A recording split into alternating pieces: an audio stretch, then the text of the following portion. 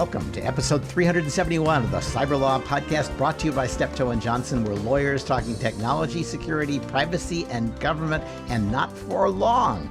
First, I should say that the views expressed here don't reflect those of our institutions, our clients, our families, our friends, our pets. But we are about to take the Cyberlaw August hiatus, which usually runs through the month of August. We're going to have one more episode, but it won't be the standard episode. Instead, it'll be devoted to our cryptocurrency experts talking about a variety of crypto topics from a slightly different point of view than Nick brings to.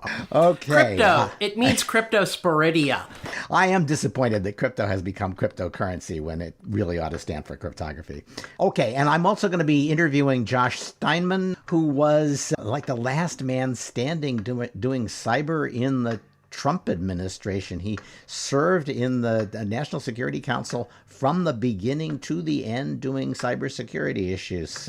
So we'll ask him, see if we can get him to be at least a little bit indiscreet. But before we do that, we're going to get the news roundup. Nick Weaver, who teaches in the computer science department at Berkley. Pete Jeydel, who is a Steptoe of Counsel in our international regulation and compliance practice. Maury Shenk, a London-based lawyer and technologist. And I'm Stewart Baker, formerly with NSA and DHS, the host and chief provocateur for today's program. We got a lot to cover, so I want to jump right in. Nick, it was a big week in ransomware and in the White House's response to ransomware. First, REvil shuts down. Do we have any idea why that was? I think everybody has their own pet theory. Mine is they felt the heat and pretended to disappear. They're just going to rebrand. That would be my pet theory too. The thing is, we really don't know. They could have been taken down by an outside actor.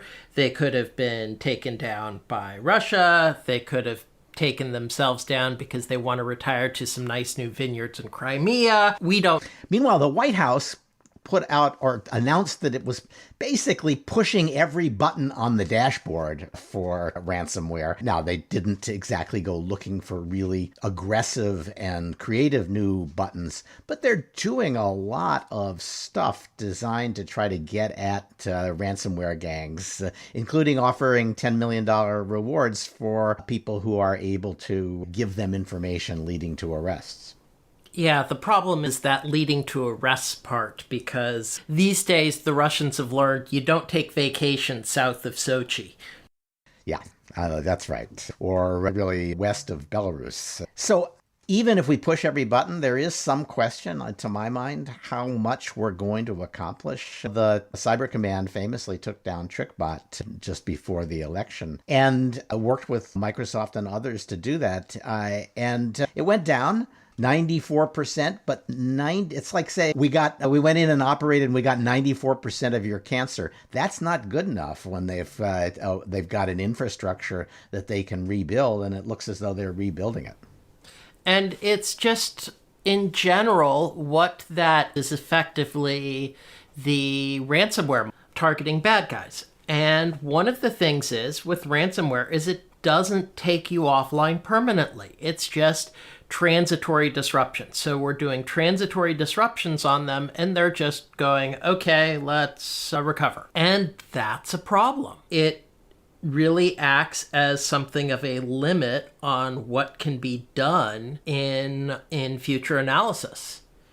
It pretty much defines whack-a-mole. They go down for a while, you can hit them, maybe it even feels good, but they'll be back. They get knocked down, they get up again, you're never gonna keep them down. They get knocked down, they get up again, we're never gonna keep them down. Okay, well, that could be the theme song of the next executive order on ransomware. So the government also, I thought, started pushing a lot of buttons with respect to Chinese hacking. We've been a little critical of them for throwing the kitchen sink at Russia and yelling at the Russians and saying we're going to have to do something about you, Russia, if you're unable or unwilling to stop these ransomware attacks. And meanwhile, the extraordinarily irresponsible attack on Microsoft Exchange servers. Wasn't disruptive, but it was kind of basically kicking over the chessboard on the way out. They made everybody who had the vulnerability susceptible to attack by others. The government sort of sat there and didn't seem to do anything for months and months. It's now been 6 months. And now, boy, they have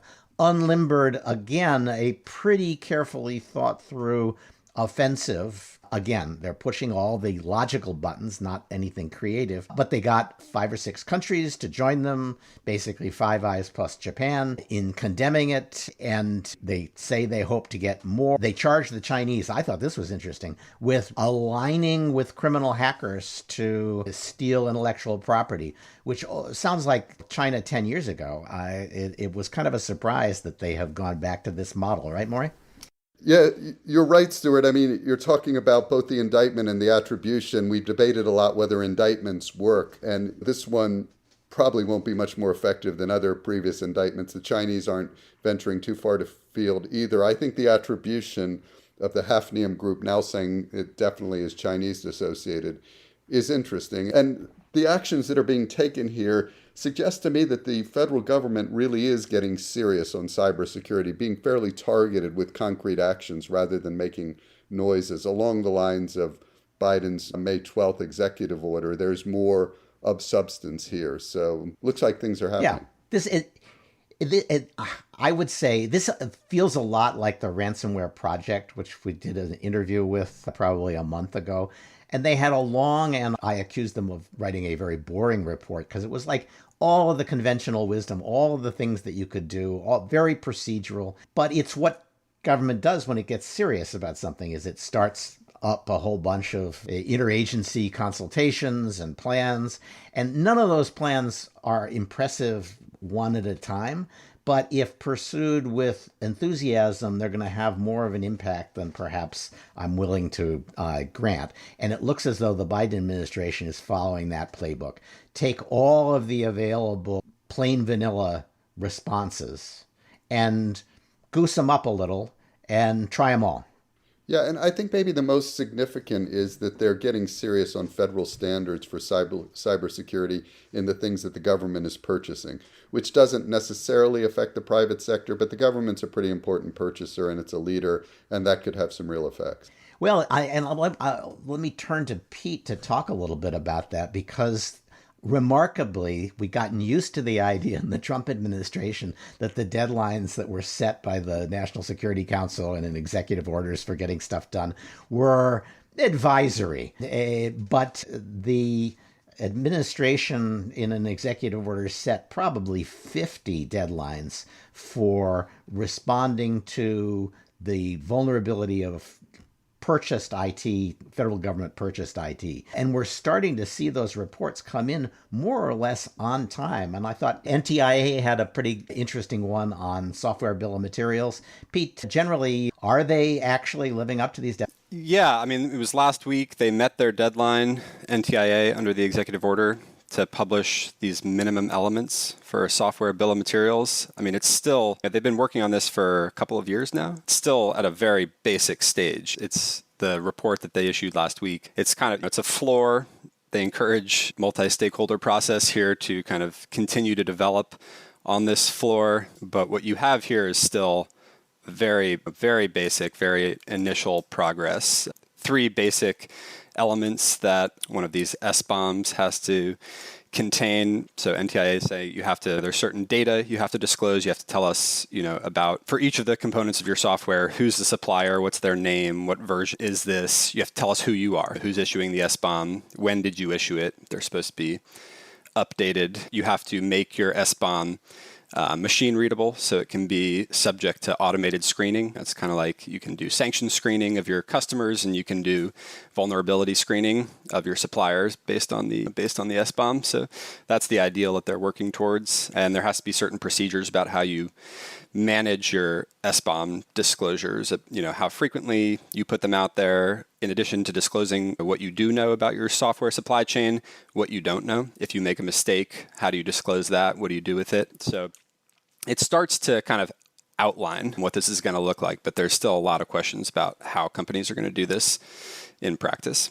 Yeah, I'm sure there are, but this is the first step toward putting it into a standardized format that actually could be automated so that people could quickly check to see when they discover there's a vulnerability in Linux 4.1, do they still have bits of Linux 4.1 in their software bill of materials someplace. So it's the kind of thing, it's blocking and tackling. It's not exactly touchdown passes, but worth doing.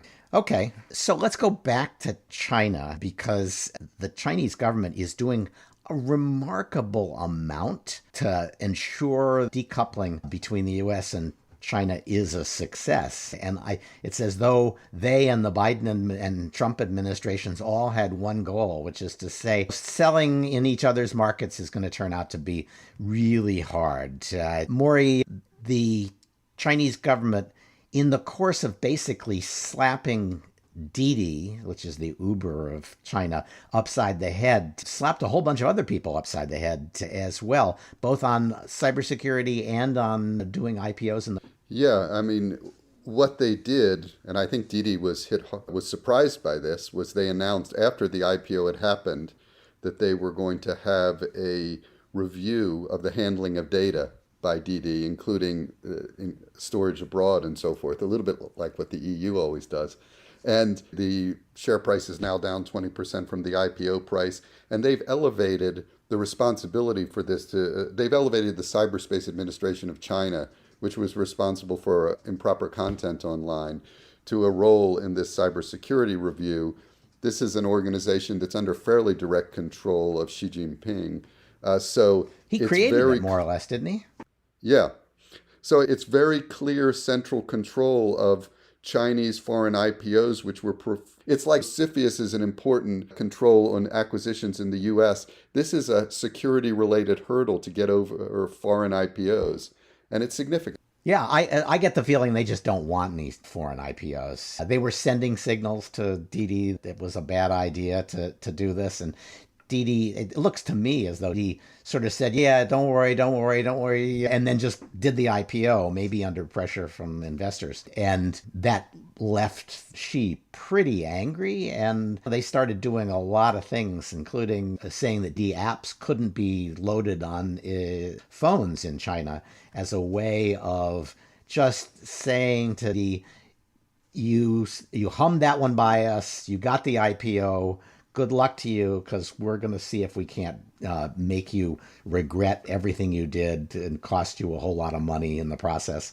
including all your investments. Yeah, and I think recall that this is not the first big IPO that they've intervened in, but this really the second, the Ant Financial IPO that was supposed to happen, not in the US, but in Hong Kong, was blocked. That didn't happen. Jack Ma thought he could get away with criticizing the government on some things, and they've made very clear that they're not. And so Alibaba and Tencent are also under other sort of competition pressure from the government to open up their networks a little bit. So there's a lot of different kinds of pressure on these big tech companies in China. Yeah, and opening up the networks to each other, I mean, they're famously divided.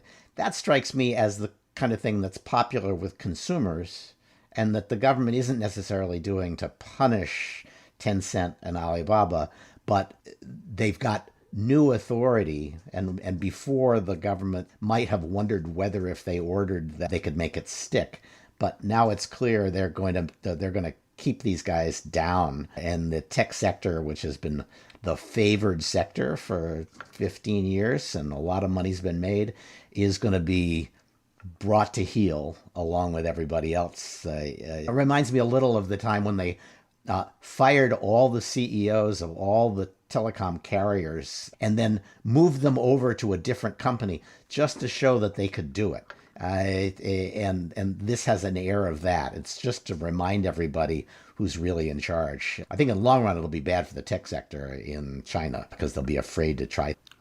I think that's just right. As you say, the policy drivers for the IPO rules and this network opening are completely different. But yeah, it's all about bringing the tech sector to heel. Well, not that it isn't happening here, too.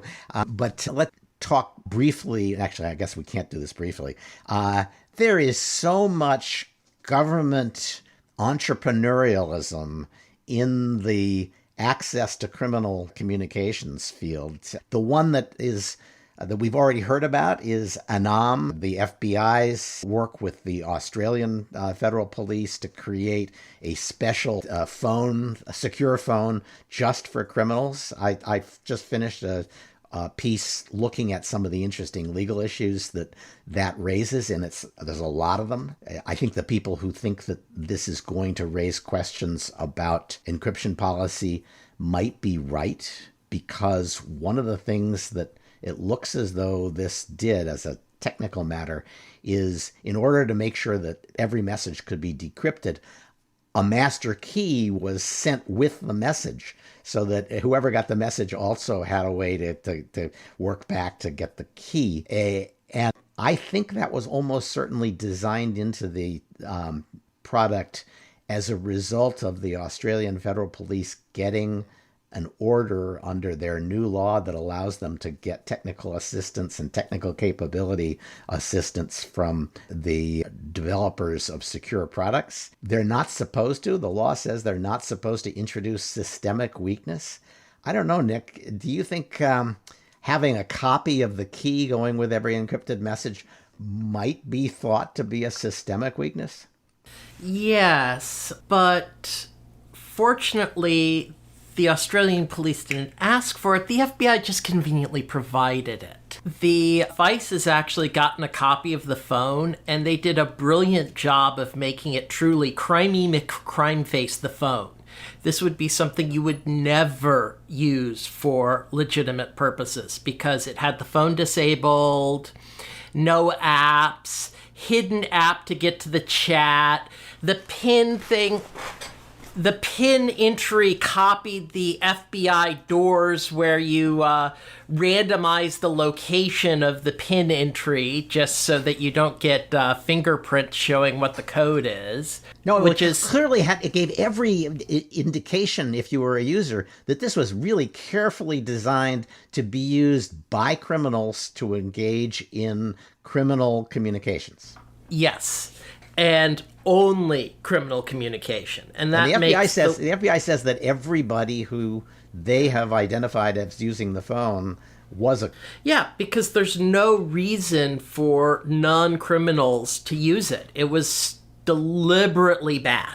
Well, and I think there was both a kind of sexiness element. This is an invitation only, and it's endorsed by the Godfather and criminal masterminds whom you respect. So there was that. And then from the government's point of view, if they had built something that they had a lot of access to that was being used by ordinary people, they'd be taking a lot more flack, because they would basically have been decrypting the communications of everybody on the platform. And if they couldn't say with some confidence that 98% of them were crooks, they were going to get a backlash. So I think this is a case where good marketing and good public policy came together. Yes. And the other thing is you overcharge. So if you're taking a $150 Android and you want to sell it to the MAGA crowd, you sell it for $600 plus. And if you are taking the FBI and selling to the criminal crowd, you take a $500 Google Pixel 4 and you sell it for $2,000. So a lot of the marketing actually include the pricing as well as the sales. Yeah. I for some reason, I'm reminded of the movie in which the sultry heroine says to the hapless fall guy protagonist, "You're not very bright, are you?" I like that in a man. And that's what the FBI likes in their criminals. There are some really interesting and hard issues here. I don't think this is easily repeatable. Nobody's going to fall for this a third time or a fourth time, is my guess. Except that the thing is, the criminals keep falling for this. This is like the fourth or fifth secure phone infrastructure business marketed to criminals that got basically used as a honeypot. The only difference is this one, the FBI did the coding rather than outsource it to somebody else, take them over, and then voila. Right. All right. Well, so there are like 3 articles burning, two burning commercial hackers who operate in the West, and one from Facebook in which they burn an Iranian hacking campaign. I think the attack on NSO and on a second Israeli company, Candiru, it's interesting in part for the contrast. NSO is out there. Everybody's heard of them. Candiru, nobody has heard of. And it looks as though they decided that the lesson they'd learned from NSO is stay below the radar as long as you can, because when you come up, you're going to have Citizen Lab and Amnesty International on your case. And now they're up, and what do you know? They've got Citizen Lab and Amnesty International on their case. And Microsoft. Now, the interesting thing is what has really happened is there's two separate uses for this type of intrusion software. Law enforcement investigations, including terrorism, etc., and espionage targeted at reporters and stuff like that. And basically, you fate share. So if you buy software that is used by, say, Saudi Arabia to spy on Khashoggi's wife just before they murder him, which NSO Group software was doing, you're going to fate share when you get on Bill Marzak's. Now, there's some very interesting things here. The Candiru stuff is they've been trying to play a lot of shell games, and part of the really nice thing on the Citizen Lab report is the shell games. Yeah. I have to say, I was really disappointed that they have apparently moved on from the Candiru name, because it's that famous tropical fish that swims up your urethra and then stings. There's no actual evidence of this happening, but it is a blood-sucking catfish. Yeah, so and, apparently, I've seen that at least one actual case of that happening, and who cares? It's too good to check. But what a great name for a malware company. You're just never going to get rid of it. Yeah, but the other interesting thing is the NSO leak. So this is even more interesting because somehow some fairy gave to Amnesty International the targeting database for NSO Group. So NSO Group does a lot of work on behalf of the clients. And so they basically have a target log of every phone targeted at a given time. And that ended up in Amnesty International. And that makes it really hard for them to deny that they knew. Except that they have anyway. Yeah. That's the thing, that they are denying that they had any involvement in the Khashoggi side, yet at the same time claiming they have no insight at all. Yeah, it's interesting. They've said that several times. And they are lying. You think they're lying? Okay, they are clearly lying because they have the existence of the centralized log file across many countries shows that the NSO Group knows who the victims are. They know the phones or they know the victims? They know the phone numbers. Right. So if they don't know, it's because they don't want to know. Yes. And this is NSO Group's selling point, is that nudge, nudge, wink, wink, we don't care. So if Viktor Orban wants to target journalists, or Narendra Modi wants to target journalists, or the Mexicans want to target journalists, see no evil, hear no evil, speak no evil, we're going to deny that we know anything about it, even though Amnesty just proved that they have logs, so they just don't want to know.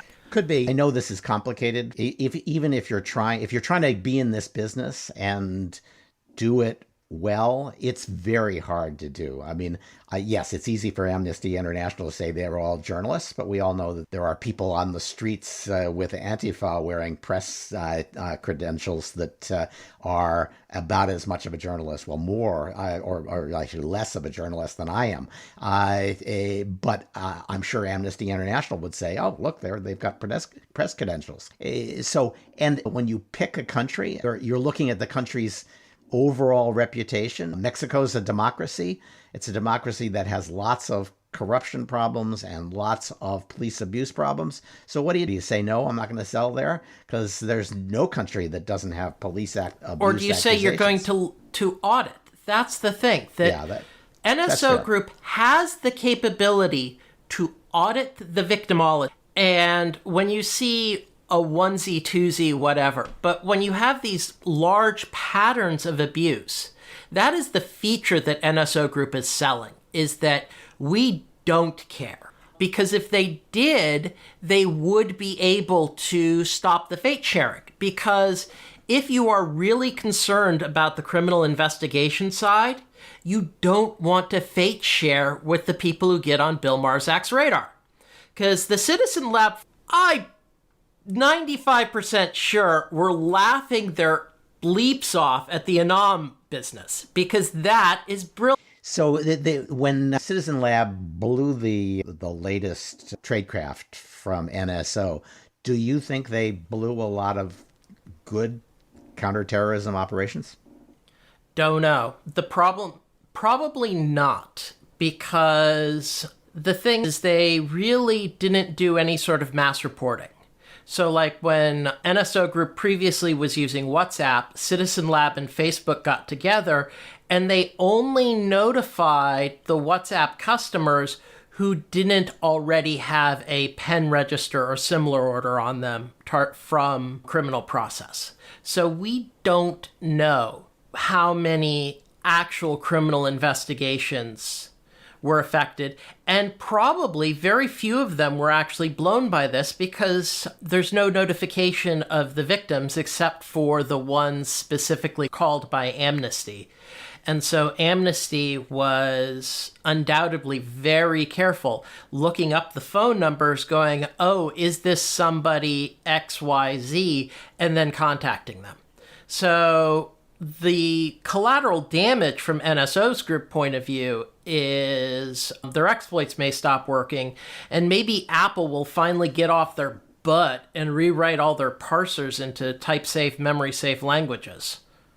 All right. We wouldn't be the Cyberlaw Podcast without at least one suppression of speech story. This is a good one. The Surgeon General said vaccine misinformation is taking away our freedom to make informed decisions about our health. And we're going to solve that problem, the taking away of our freedom, with censorship. We're going to say that the Facebook is not to stamp out misinformation. The president said they're killing people. Facebook is killing people with vaccine misinformation.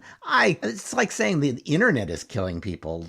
And it's not like the government has been so good about giving us good information. The CDC has mixed its messages, turned around and given us a different message time and again. It shows you, it's a political institution. It has a view, and then it wants that view publicized until it doesn't. And it makes a lot of decisions about what it's going to call misinformation that are pretty political. So in this case, this anti-vaccination stuff is truly nuts. It's nuts. I agree with you. It's a cabal of about 12 that are making money off of it through Facebook, and Facebook does have some level of moral obligation. Well, maybe. On the other hand, it's only killing off Republicans, so hey, go Tucker, actually, you're doing a great job. I think you're wrong about that, Nick. In fact, if you think back to, say, August of last year, both Kamala Harris and Joe Biden running for office said about the vaccine, well, I wouldn't trust it. It's been rushed and it's the Trump administration. You can't trust that. They wouldn't trust it until you had outside expertise. Yeah, and but they were that clearly... was also August when things were very unclear. Okay, I would like to point out at this point, the knowledge on those vaccines is so good, they're so safe, and if you chart vaccination rate versus presidential election, you find that it is a Republican problem, thanks to Tucker Carlson and Fox News. I think you're wrong about that, Nick. I could be wrong, but I'm seeing polls that suggest that vaccine hesitancy is spread across the political spectrum very broadly, and that correlate vaccine uptake and presidential vote on the county level, and there is such a strong correlation. They have done real polls. nutcases on the left, the fruit and nut granola types. Yeah, but it is a Tucker Carlson-driven right-wing phenomenon. Which is why We want to spread the conspiracy theory that I Tucker completely Carlson disagree with is you on secretly a Democrat trying to kill off the Republicans. So first, I don't think a lot of people who aren't vaccinated are going to die from the Delta variant, but maybe I'm wrong. Already had what they think was COVID, and they might be right. And if they've already had COVID, they probably don't need the vaccine. The vaccine's immune response generation is a lot better than your normal one, because among other things, the vaccine is using a stabilized spike protein, so it's actually presenting a much cleaner target for your body to learn. So that's why the vaccine is so effective against Delta, by the way. Yeah. So look, I got my vaccine as fast as I could, and I recommend it to everybody. But you have to be a little uneasy about the idea that the President of the United States and the White House is coordinating and suggesting to Facebook and social media people who ought to be deplatformed because they think they're saying something that's wrong, or that they're going to Verizon and saying, can't you read all of these text messages people are sending and censor them because they are also conveying the view that vaccine is risky? This strikes me as dramatically out of proportion to the risk and deeply offensive to what we usually expect from our government. We expect the government to talk to us. We don't expect the government to shut down talk that disagrees with it. I never took you for pro-virus, Stuart. I'm not pro-virus, unless you take the Marxist view that I'm objectively pro-virus. But the worst virus is letting government get away with mau-mauing the social media platforms to take down things that the government just disagrees with and to treat the government's views as authoritative on almost anything. The government deserves dissent, and dissent will serve us better than manufacturing a consensus. Okay, Maury, Germany seems to remarkably, I hesitate to say this, to agree with me. They actually had a German court impose a fine on YouTube for having shut down speech that was basically a lockdown protest that had been filmed. I'm kind of surprised that the Germans took this view and that they nailed YouTube for a pretty hefty fine for ignoring the judgment.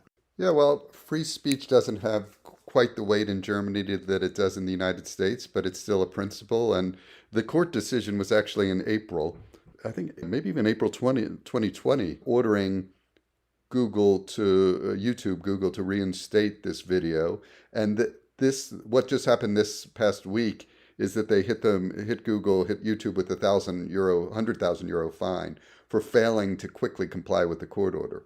And that's pretty significant. So maybe we'll see some alignment across as we become less free speech and the Germans become more. Maybe we'll meet. Well, Angela Merkel already has said, I don't know, tossing Trump off Twitter seems a little extreme to me. So, yeah, it's hard to believe that the Europeans are the bastion and the shining light of freedom on a hill. But there you go. On that note, I think we don't have a lot of time for today, but Facebook has just released a fascinating report about its oversight board. And I see this as something to talk about a lot in the future because I think we're seeing a real transition to a new kind of legal regime on this thing, a private legal regime. There's some fascinating stuff in there.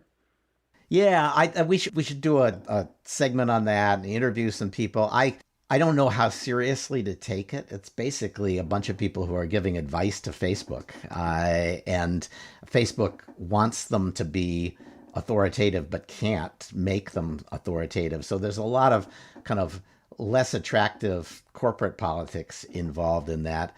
And then the people who were chosen are the classic the UN cocktail party crowd. And so I kind of know that when push comes to shove, they aren't going to defend any speech that I think is something that absolutely has to be defended because it's unpopular and right.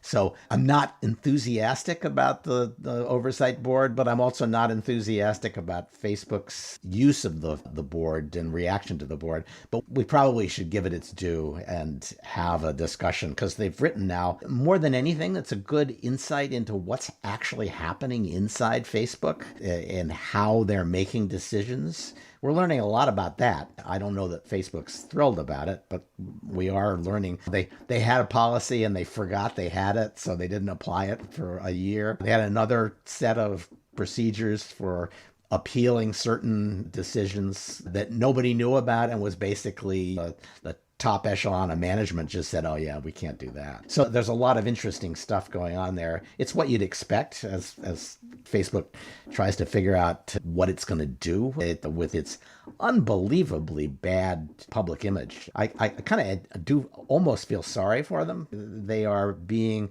so trashed. Everything they do is trashed, mostly from the left and then from the right. There's nobody who's satisfied with them, and everybody seems to be enjoying beating them. Well, I agree. It's a big discussion, and I look forward to it. Okay. All right. Colorado has a new privacy bill. We are slowly seeing one state after another adopt things that look sort of like GDPR, sort of like California's Privacy Act. There's a Virginia law, and then the most recent one is Colorado. Pete, quickly, what's new in it? Yeah, so I think we're starting to see a trend here of some of the, Virginia and Colorado, somewhat more moderate states where to get legislation passed, you have to listen to Republicans and other kind of moderate views. So they're walking back, I think, a bit the standard that California has set. Notably here, both Virginia and Colorado, there's no private right of action for the potential data privacy violations. So it's a very controversial part of the California law, obviously being pushed by plaintiffs' attorneys and Democrats who support that. So in Virginia and Colorado, we've got AG only enforcement, government enforcement, no private right of action, which makes it much easier to get these things passed, and I think sets a more reasonable standard, at least as U.S. states are really just learning how to enforce these types of laws. There's also a longer cure period when a violation is identified. So if you get contacted by the AG in Colorado and Virginia, you have a cure period. Colorado is giving a longer 60 days instead of 30 days, I think, in Virginia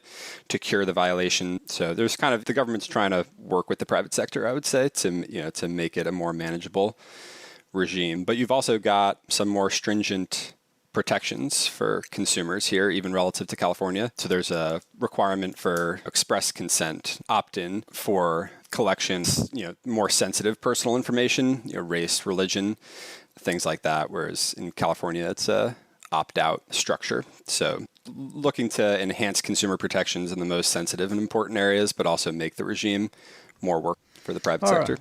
Okay, well, it's useful to see how this is going to slowly shake out. And I think it does mean that maybe California's law will be the inspiration for a lot of state laws, but won't be borrowed in word for word. 3 or 4 quick stories. Vietnam has begun really exercising its muscles to influence its citizens through online propaganda.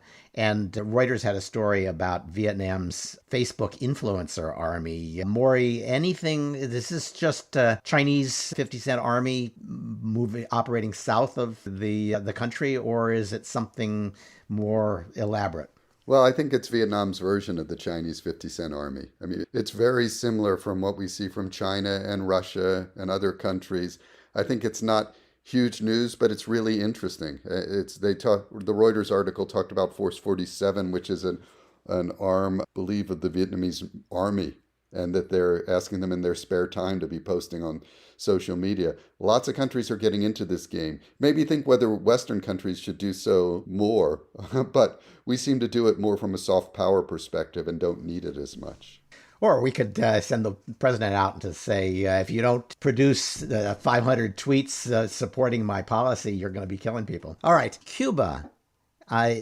It's back in the news because there's lots of demonstrations. The Cuban people are really critical of the communist regime there, and we're seeing a lot of activity on the ground. That has led to shutdowns in internet communications by the Cuban government. And there's a group that says they think they've gotten over 1 million Cubans internet access by using a tool to circumvent the censorship. Nick, I wasn't sure how well this tool worked. It's different from Tor was designed to do the same thing and has been around a lot longer. Both of them have gotten funding from the U.S. government. Is the new tool better than? Far better for this purpose. So Siphon is actually, it's been around for a while. It's just a bit under the radar in the US because you have no need for it. And so Tor actually tries to do 3 things: counter censorship, which it does very poorly, client anonymity, and server anonymity. And Siphon only tries to do censorship resistance, and as a consequence, they tend to do a much better job of it because it's more usable. If you use Tor to evade censorship, you're treated as a Tor user, which means you're treated as the scum of the earth because too many scum of the earth use. And so I actually believe these numbers that Siphon has had 1 million distinct users in Cuba as a result, because they're a very good program for just countering censorship. And yes, it is largely paid for by the State Department, just like Tor is, because that's something that the State Department believes in paying for. We're not going to wake up in 2 years and discover it's the favorite tool of child porn distributors? No, because it doesn't work for that. This is why separating out censorship evasion from client anonymity is very important, that you don't need anonymity to do censorship resistance. And as long as you're willing to take the consequences of what you say.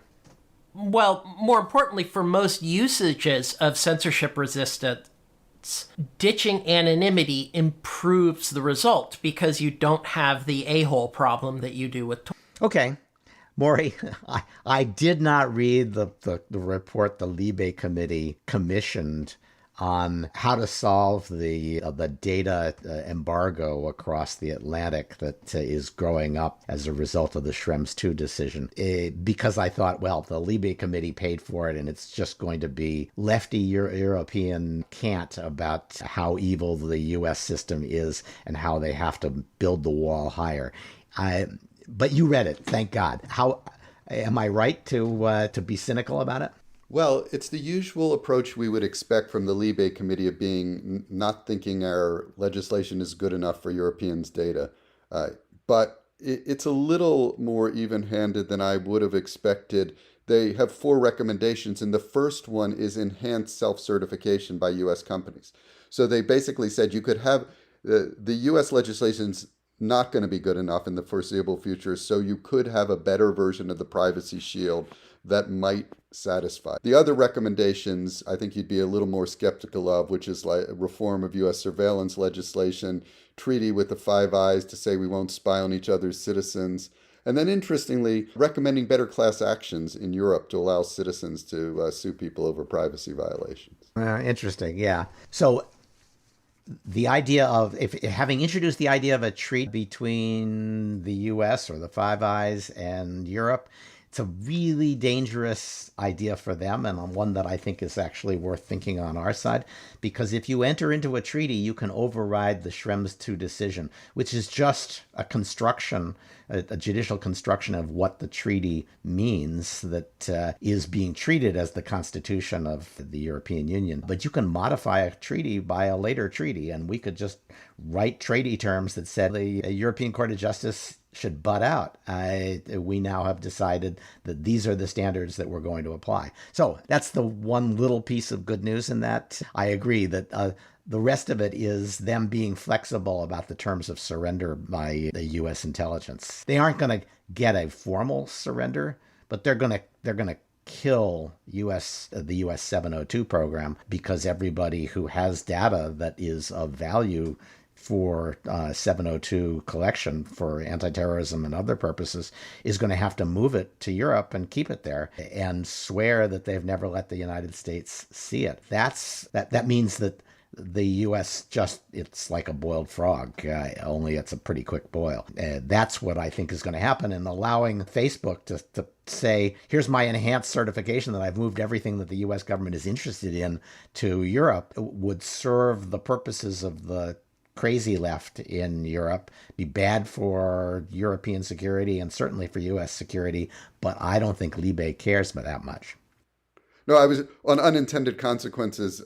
I totally agree. On the treaty, your perspective is really interesting. I mean, Libe has asked for a treaty that serves just their needs. But of course, if we did a treaty, we'd do one that's broader. And that's an interesting. Okay, last update. SolarWinds is back again because apparently the SEC is asking a whole bunch of companies, by the way, did you get breached by SolarWinds? And where's your public disclosure of that fact? So everybody's been thinking really 20 years that the SEC is going to force a lot more breach disclosure by treating it as a material event. And we haven't seen much of that in SEC settlements or investigations, but now there's at least rumors that the SEC has a pretty substantial effort underway to hold people's feet to the fire for not having disclosed that SolarWinds affected them. So that's Pete, do we actually have confirmation that this probe is underway, or is it still just... Yeah, the SEC has FAQs. So if you're one of the companies that got this letter, they're not very helpful, not surprisingly so. But yeah, it's a mess. I mean, it's an ugly situation for these companies to be in. They're looking at not, were you impacted? If so, were your disclosures appropriate? If not, what does that say about your internal controls? Are you doing cyber risk assessments as you should be and adhering to materiality standards in your disclosures? Yeah. The answers to those questions are never going to be comfortable. And yet people had gotten used to the idea that, it's not really material. I don't know how material it is. And so there was a lot of that. And it's not clear to me that discussion, those kind of half-baked decisions not to disclose, are going to survive scrutiny by a skeptical. Yeah. And possibly most concerning, they're looking at the timeliness of the disclosures relative to the company's knowledge, and they're looking for insider trading leads. Okay, that wraps up the news roundup. And now let's turn to our interview with Josh Steinman, who was the senior director for cyber and really the highest ranking person doing cyber on the National Security Council during pretty much the entire, or close to the entire, Trump administration. And so he's got a unique perspective on cyber in the last 5 years, and now is trying to bring that perspective to bear doing a startup. And he's having a very candid kind of public exploration of what he thinks the next big thing in cybersecurity is going to be. So we're going to talk about all of that. Josh, welcome. Thanks, Stewart. It's great to be here. I'm a longtime fan of both you and the podcast. Oh, that's great. That's terrific. So let's start with how you ended up in the Trump administration doing cyber, because you didn't start out there. You were really a Silicon Valley boy. Yeah, it's sort of both. So I sort of grew up a digital native, got my first computer when I was maybe 10, and in high school was building websites for a few small businesses locally back in Detroit. And then in college, I worked the help desk all through my time at University of Chicago to sort of make ends meet. And then I got recruited into the Navy, and I did a bunch of really interesting expeditionary intelligence type of work, some of which was digitally focused, some of which was not. And then around 2013, I got recruited to work for the Chief of Naval Operations. That's the senior officer in the Navy. And he had a very small group of 10 junior officers and enlisted. And we were sort of a think, do, red cell, think tank kind of an organization. And it was there that I really started to get into technology policy. And I did a few interesting things that I can't talk about here. But the one thing that I did that I can't talk about here is I wrote one of the early white papers that turned into the Defense Innovation Unit. And that was back in 2014. Gone back and forth. Yeah.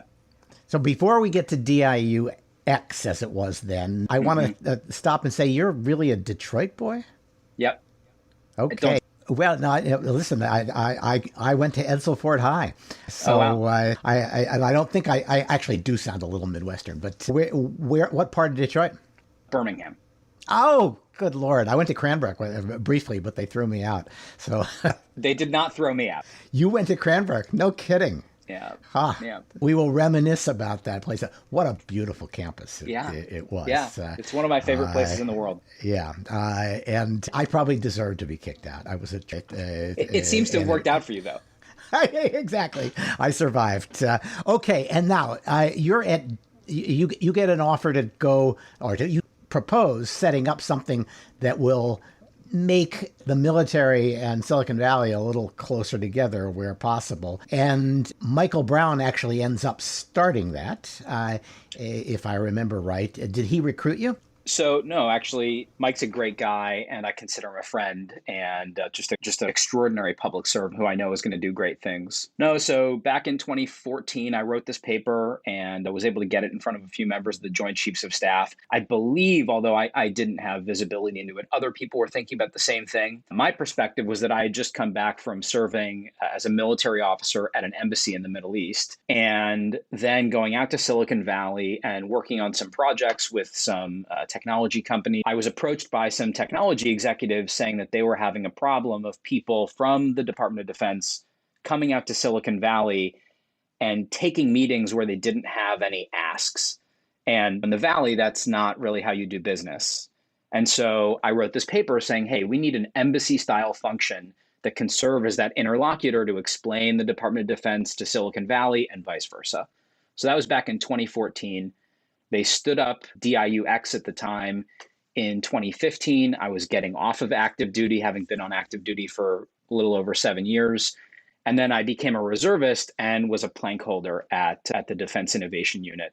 And actually, so deep history here, there were two previous people that were in charge of DIU. Again, great patriots, but Mike succeeded a guy named Raj Shah, who now is another tech. Yeah. So Raj was before Mike. And then before that, there was another leadership team that sort of stood it up in its pre-establishment. Okay.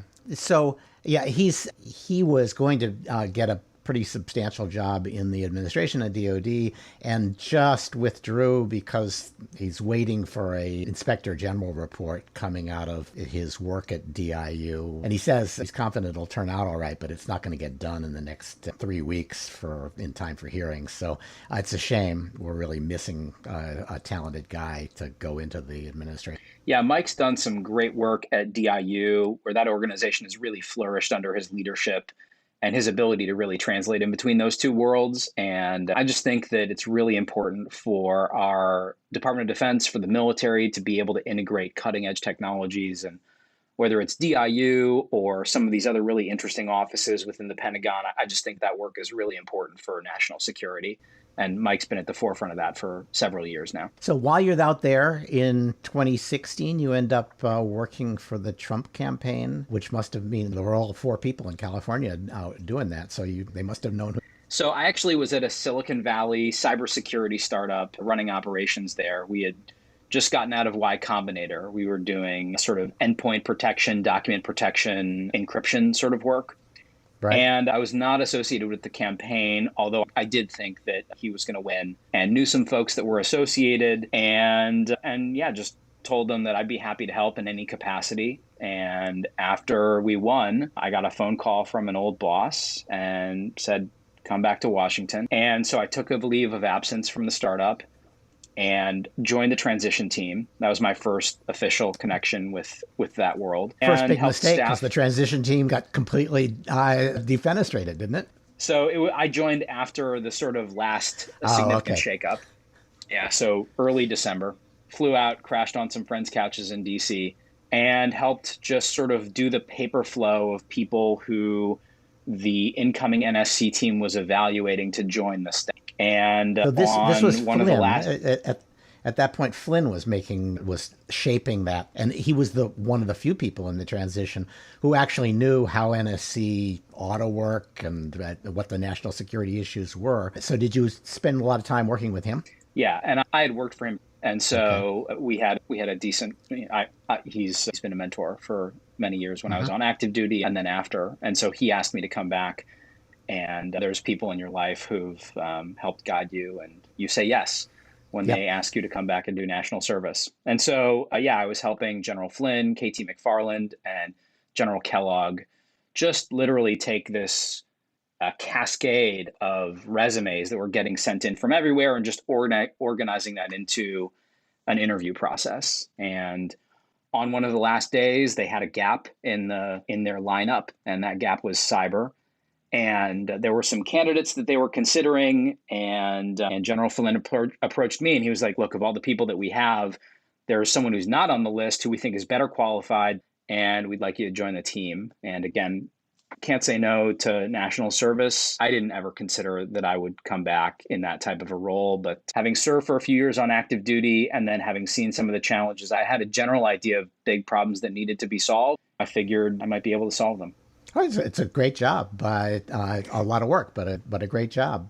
So obviously Flynn didn't last very long. He got and he was given the bum's rush as part of the conspiracy theory about Russian influence, and there was some Russian influence. But what the FBI did to Flynn was just a shame. It's hard to justify what they did, and the leaks of a FISA tap also unprecedented and shockingly political. So he obviously was treated badly, and my impression is that when McMaster came in, he moved a lot of Flynn's folks out, but he didn't move you out. Did you have a relationship with him? Not previously, although I did know people that knew him. I'm not sure if they ever communicated anything on my behalf or not. But look, in those type of dynamic situations, my mindset is always you come in every day, you try and do the job, you try and do what's right, and you over communicate with your chain of command. And so that's what I did. Frankly, I'm not sure why they didn't ask for my resignation, because almost to a person that happened with people that General Flynn had brought in. But look, you just show up every day, you put your nose to the grindstone, and then you leave via the Navy steps every night, take a look at the White House, and just think it's a pleasure to be here. Yeah, got good advice from somebody who said, you should write your resignation letter the day you get the job, because you'll never be more enthusiastic about it. You'll never be more optimistic about what you can do, and enthusiastic about the people who appointed you. And you should write it then, as opposed to later when you're disillusioned and grumpy and you have enemies, you want to settle scores. You shouldn't do any of that in your resignation letter. It should all be about why you joined in the first place. So that's the same philosophy that says always lead by the Navy steps. Look at the White House, breathe it in, say, God, I'm lucky to be here, and maybe I'll be here tomorrow. That's exactly right. Yeah. All right. So you had cyber. There were two lines of authority, and there was somebody who was in charge of cyber. At least Bossert and Rob Joyce got most of the attention for doing cyber issues. And I know there was it wouldn't be the White House if there weren't overlapping roles and a little bit of elbow throwing. How did you see the difference between what you were doing and what Joyce and Bossert were doing? Yeah, so two great public servants that you just mentioned, Rob, and there's some interesting organizational dynamics that I think drove some of the things that happened. And they really did come down to the organizational chart. And so if really inside baseball here, but starting in the Bush administration with the creation of this Homeland Security Council, there was a separation of types of roles on that National Security Council function that exists within the White House. And so I think that a lot of what happened and got sort of aired in public was the fact that there were some unclear roles and responsibilities. And nothing wrong with it, because frankly, I found that both the people that you mentioned and frankly, many of the other folks that were involved in cyber all had noble intent and were doing great work. And so I'll just try and dispassionately observe that what was going on is you had conflicts of vision in terms of how that coordination function should be handled. And so the sort of unitary camp, the Flynn, and then I think really Bolton and O'Brien camp that asserted and had a National Security Council structure that was very flat. And it was like you had senior directors directly reporting to the Deputy National Security Advisor, directly reporting to the National Security Advisor. And really, for the folks that have operated in that environment, those senior directors are really just answering to the National Security Advisor, where the deputy is sort of playing a traffic cop role, also holding deputies committee meetings. Previous administrations have had a different There was a Homeland Security Advisor and a whole bunch of stuff that ran up. And for a while, the Homeland Security Advisor was equal, a peer of the National Security Advisor. But that was historical. It didn't sit well with the National Security Council alumni. So it's not surprising that some of them would say, why don't we just tuck the Homeland Security Advisor and all that cyber stuff and everything else that has to do with defense of the country in under the structure we already have. And that's what you're thinking of as the unitary types. Yeah, exactly. And so those decisions were above my head. And so I think much of this question of who's doing what, how are they doing it, et cetera, who's in charge, all sort of come out of how people commenting on that think about resolving that issue over who owns the problem. It's obviously a little challenging because you can have cyber issues that are domestic, you can have cyber issues that are foreign, but then many of them sort of cross those streams. And so again, like my attitude, I was the senior director for cyber, was that I'm going to come in and run policy processes and literally just throw them up. And however that those people above me wanted to handle it, that was fine, whether that was for a time a Homeland Security Advisor, Tom, who did a great job, or a National Security Advisor. And so what had happened is that the General Flynn had eliminated a middle management layer that existed across the entire National Security Council where there were coordinators. Right. And so every office at NSC on day one of the Trump administration no longer had any kind of coordinator. There were Middle East coordinators, Asia coordinators, and those people were sitting in between the senior directors and the Deputy National Security Advisor and the National Security Advisor. And so Flynn brought the JSOC model and just flattened all those organizations. And then again, there were some organizational growing pains over other folks who came in. And in terms of my own perspective, I was just trying to sort of do that staff level work of holding, they're called sub-PCCs, Policy Coordination Committee meetings, PCCs, and then handing things up to the deputy level. And so you just got to let those things get worked out inside the West Wing. It wasn't really my job. Right. And look, when you said it happened over your head, that looked like the two choices were it happens over your head or it happens through your head, because practically everybody who was involved in those fights ended up leaving at one point or another. And Bolton decided, we're going to flatten all of this, and I don't need to replace Rob Joyce's position. I don't need to replace Tom Bossert's position, at least as I saw it. And that left you with a little bit more room to run. I mean, so at the time that Rob resigned, he was actually the acting Deputy National or Homeland Security Advisor. Okay. So he had sort of stepped away from the cyber. Yeah, although he was obviously with the portfolio, there were lots of cyber issues that were under his Plus he knew it down to the ground, yeah. I mean, Rob's consummate professional who's been doing amazing work for the National Security Agency for decades. So yeah, look, it's tough. And obviously a lot of these fights happen in public or they happen semi-publicly, again, all right, and they have their own ideas. Yeah, let's talk a little bit about what you guys did on cyber, the Trump administration, and especially the Trump NSC. I can think of a couple of things that issues that really got moved forward. 5G, the question, what we can do to deter attacks, cyber attacks. Those are both things that were they were gleams in the eye of the Obama administration, but they might never have become more than that. And my impression is NSC did a fair amount of work to turn them into policies that had a whole set of do-outs and activities and some accomplishments. Am I in the right area, or are there other things that you would point me to as accomplishments?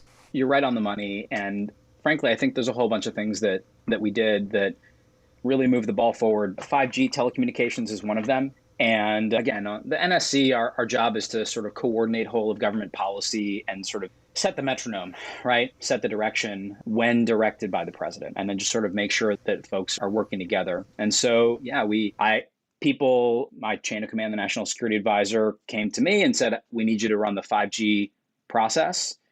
And I did that for, I think it was like three years. No one was really coordinating it before. And so I worked with folks on Larry Kudlow's National Economic Council very closely.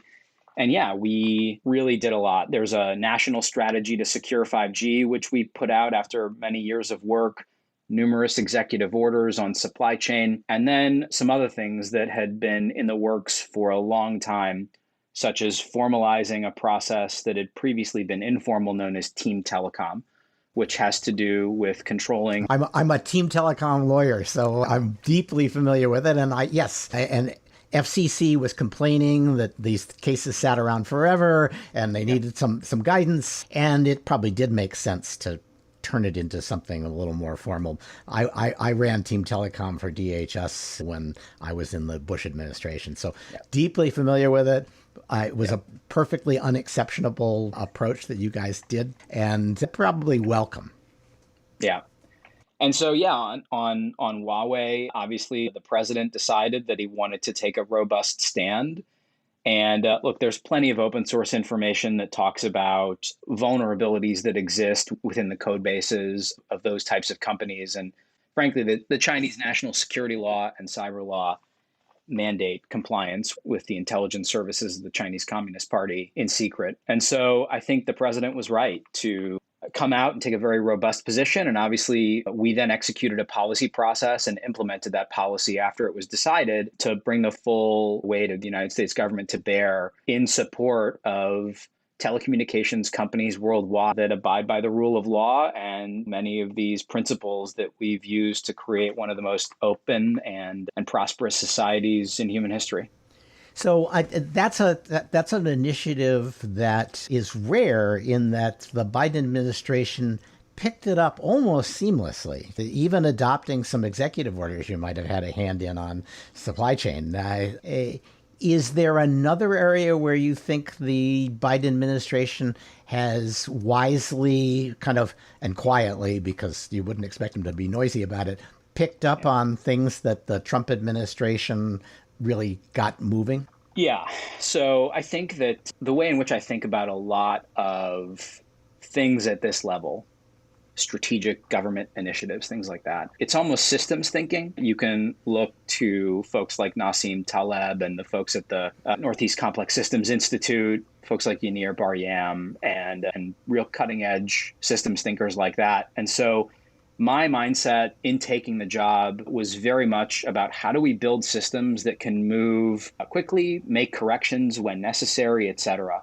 There's a lot of philosophical overlap with the thinking of a personal hero of mine, John Boyd, Colonel John. Mm-hmm. And so that was the mentality that I tried to bring to the job. And you can see that in some of the executive orders. But this concept is there's a German Prussian military word phrase, Tagstaktik, mission type orders, which is that you create structures whereby leadership sets a goal.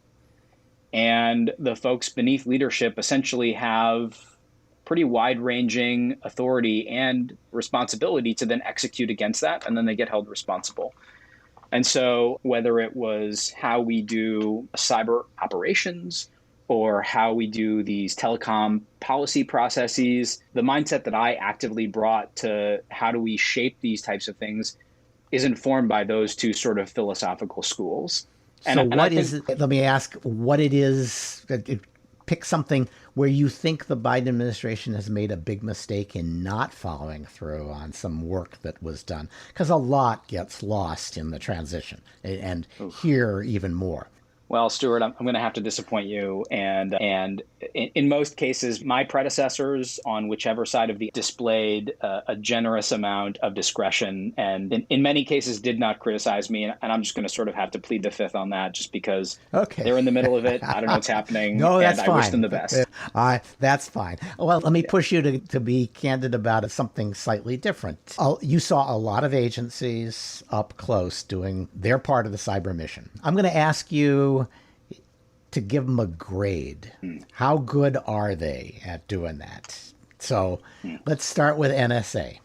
we have a superior intelligence apparatus, and that's all I will say there. And not going to give them a grade. You could give them an A if you want to, but then I'm going to ask you about CISA at DHS. Yeah. I'd like to take your question and sort of go in an interesting direction, which is that the grades that I would give, and I won't, but the grades that I will give is how their recruitment and human capital policies are working. And so NSA has great programs to bring in really talented mathematicians, computer scientists, programmers, et cetera. I think that when it comes to organizations like CISA, there's a long way to go.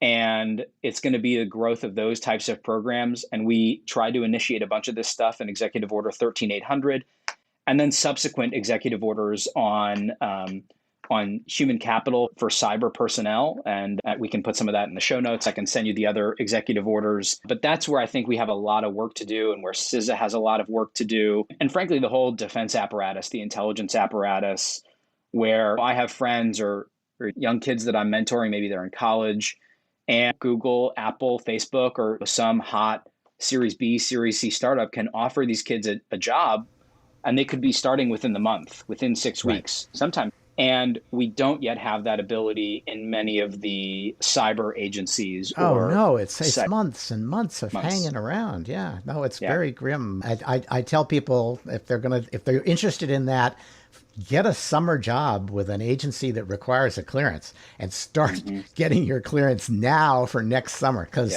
once you've got it, life is much easier. Okay, so last effort to put you on the spot. This is easier, I think. What agency do you think was most underrated in public esteem on cyber?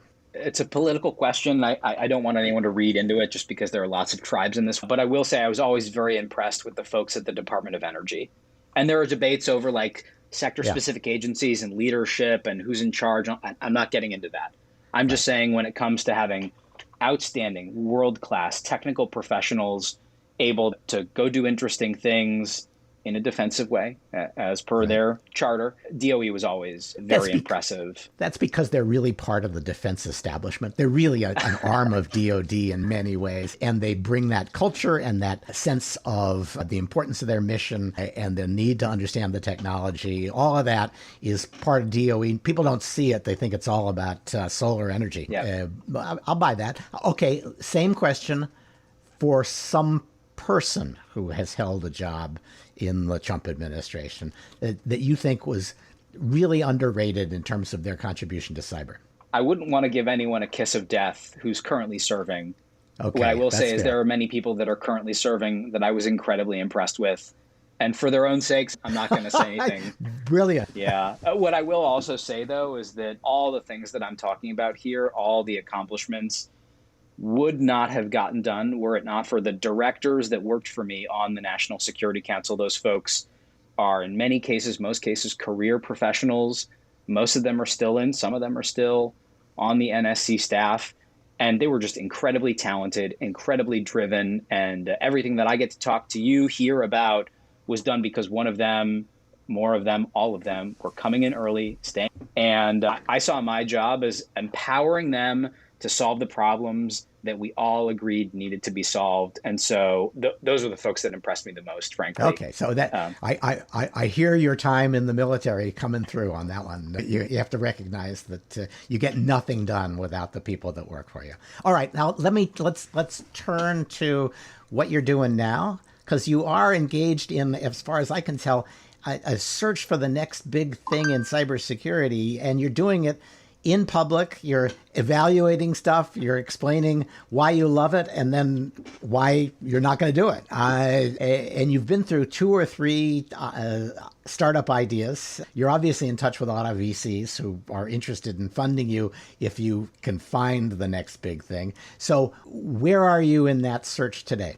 Yeah, so I left obviously in January, and ever since I've just been going out and talking to folks that are dealing with what I think is the biggest problem area. And we did a lot of work on the NSC staff around this, and that's industrial control system cybersecurity. And so for members of your audience that may need a little bit of clarification about what that is, if you think about the number of computers that exist in the world, most people are going to think about laptops. Maybe they'll think about cell phones, desktops, But the number of computers that exist in the world is probably orders of magnitude bigger than that, because whether it's a gas turbine engine or a automotive production floor or an energy grid, there are embedded systems that are computers. They have processors, they're running an operating system. Sometimes it's Windows, sometimes it's Linux, sometimes it's something else. And they're all over the world, and they're especially all over the Western world, and they are especially all over the United States.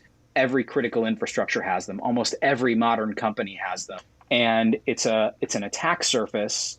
It's a vulnerability surface that I think has not yet had an infrastructure, a commercial infrastructure dedicated to the degree in which it should be to protecting that infrastructure. There are some great companies out there that are specializing in one area or another. But if you think about the possible risks to the American people's way of life, I just think that the risk is enormous. And just like I came in to the White House and the NSC staff to solve explicit set of problems, I wrote them on my whiteboard on day one and checked the last one off on the last day. Industrial control system cybersecurity is my number one priority. And so I've been talking to folks for 6 months about that. And those are the business plans that you're seeing, the models that I'm exploring. And there's a lot of ways to sort of tackle that problem. And I'm going model by model. So you had, the last one I saw, you had said, maybe we could do an MSP, a security provider for ICS systems. And I hate that idea, because I don't think that anybody with a industrial control system that has any complexity at all will be willing to let you in deep enough to actually do the kind of security that people do on Windows networks today, and especially not after all of the MSP compromises that we've seen in the last year or so. So I'm with you in rejecting that one. What's your next? Hold on, let me look. I've got a big long list. The next one. So the next one that I'll be discussing, which will come out in the next few days, was this concept of TurboTax for industrial control systems, cybersecurity. And I'll be reviewing this on my Substack, steinman.substack.com. Wouldn't be a podcast if I didn't plug my... And so you're going to get to tell us your Twitter handle, too. Yeah, at the end. So yeah, the next idea that we evaluated was this idea of sort of a TurboTax-like interface that would walk through people responsible for industrial control system cybersecurity, walk them through the sort of like 101 level, like what you can do today to buy down risk to those networks, with a focus very much on that front end, on a TurboTax-like experience that would be very simple. And so the spoiler alert, I did essentially pass on that idea, but I think it brings out a few different themes that I continue to explore in the Substack. And you actually alluded to them as well.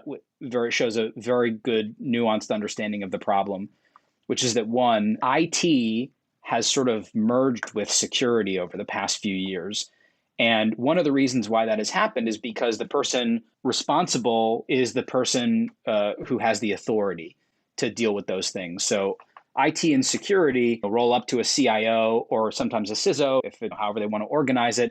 And that person has usually a buying authority, and they're responsible for the personnel. Industrial control systems, very interesting, because in almost all cases, those systems, which are also sometimes referred to as OT or operational technology, those systems usually roll up to a COO. And that person has these sort of Lean Six Sigma obligations of uptime. And that architecture that person's responsible for is usually the alpha generating infrastructure for that company. So if it's a Ford Motor or Pfizer or whomever, like the machines are making the things the company sells. And it's incredibly challenging when you talk to these folks, because essentially, as soon as they realize that you're talking about doing anything on that network, they're like, no, thank you, and no, thank you. Yeah, no, that's exactly the problem. They know it works. They know how to squeeze a little more efficiency out of it. If they turned it off and tried to turn it back on, they are not sure it would work. And so this is the problem with the MSSP model, which is that you're asking them, hey, we've got a bunch of people, you'll never meet them, you don't know them, and you're going to give them access to your operational technology networks. And that COO is going to be like, go take a hike. So why isn't there a business in constructing a completely realistic artificial intelligence in the cloud model of the industrial control system, so Sure, that come you back can and talk to me actually. in literally a month. Okay. I'm not going to comment on that. All right, that's good. That's good. Proving your reputation immediately. Like, you could have had a real conversation about this instead. All right. Well, Yes. Well, we'll have one in the future. Give me a Yeah, call. great. All right.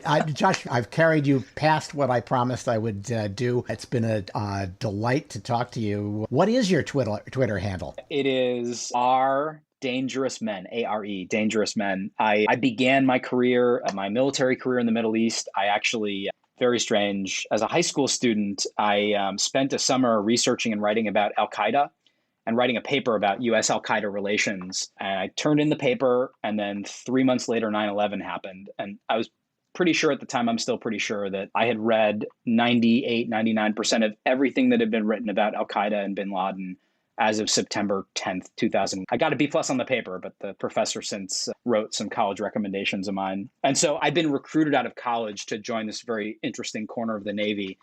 And early hero of mine had been the author of 7 Pillars of Wisdom, T.E. Lawrence, who was a military Oh, yeah. Right. Yeah. He basically broke Arabia away from the Ottoman Empire with a lot of help from the Saudis. Yeah, exactly. And so he's got a famous quote about thinking about what reality you want to exist and then bringing it into reality. And that's where my Twitter handle comes from. Okay. All right.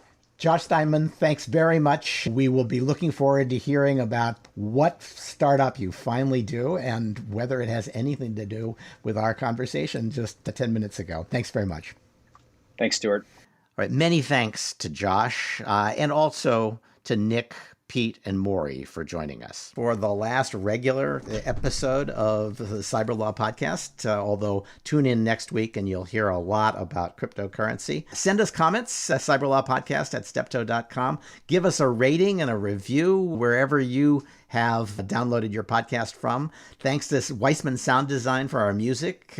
I do want to read a couple of reviews or note a couple of reviews that we did get. One of them, I think, is you probably heard me complain about the guy who gave us 3 stars because he thought that I was going soft on Apple. And apparently he heard me too, because he deleted that review and put in another one that says, "Great podcast, 5 stars." So this will only encourage me to beg more frequently for 5-star reviews. I'm sorry for those of you who have to listen to this.